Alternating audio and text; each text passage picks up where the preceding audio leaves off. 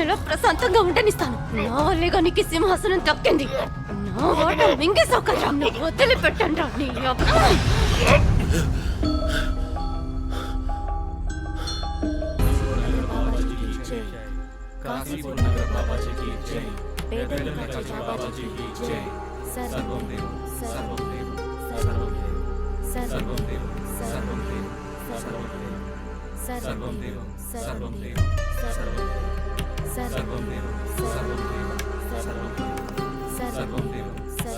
ఇప్పుడు బాబాజీ విశ్రాంతి తీసుకునే సమయం అయింది.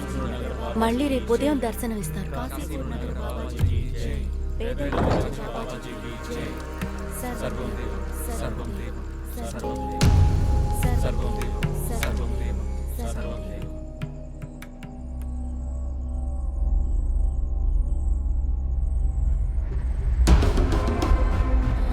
అరే మేడం గారు ఎక్కడ వెళ్తున్నారు?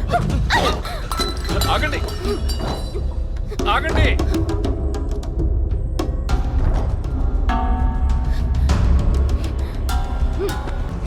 నిజం కాదని నాకు తెలుసు. నెల ప్రశాంతంగా ఉండనిస్తాను. నా వల్లేగా నీకు సింహాసనం దక్కింది. నా వాట మింగేసావు కదా, వదిలిపెట్టండి నీ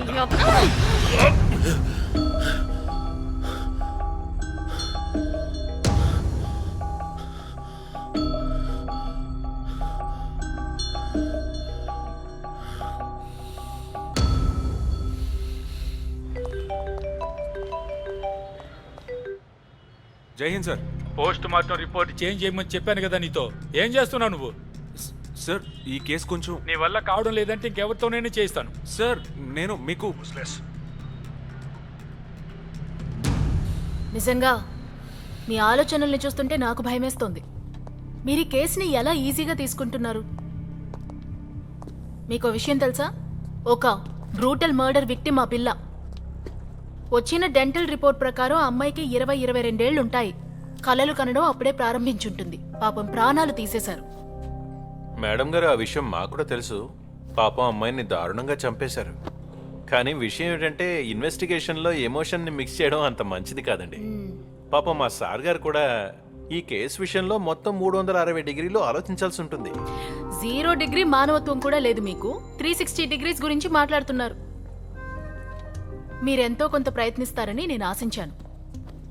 కానీ మీరు DNA రిపోర్ట్ కోసం అప్లై కూడా చేయలేదు, రైట్?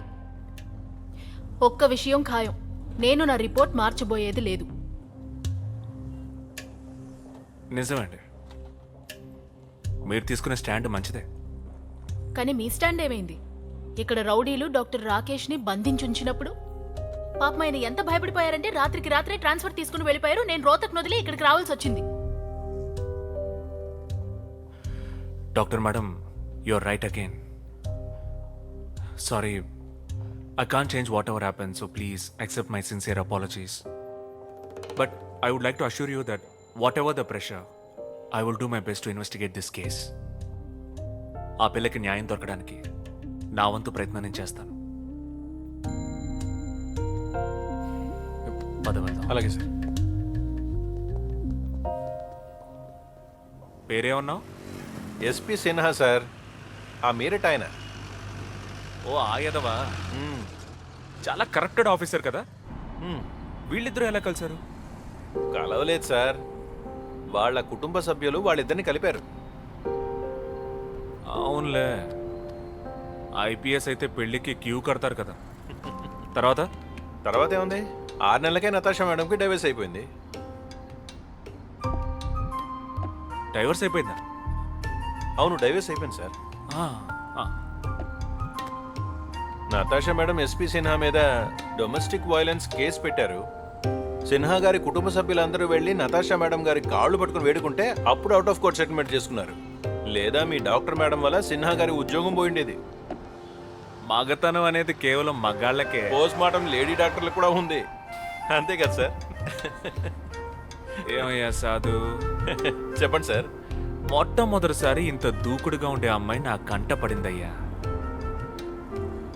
సార్, ఆ అమ్మాయి దూకుడుగా ఉంటే దూకనివ్వండి, మీరు దూక్కండి. పైగా పైనుంచి ఎంత ప్రెషర్ మీకు. ఇదంతా వదిలేయండి సార్. ఒక్క అడ్వైస్ ఇవ్వనా మీకు?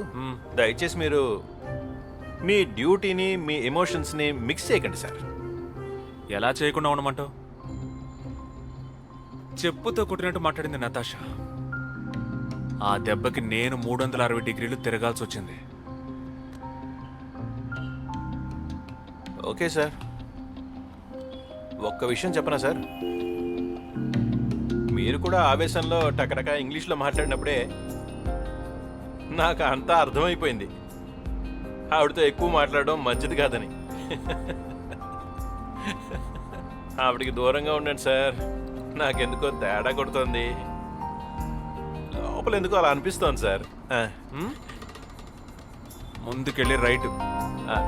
అలాగే సార్.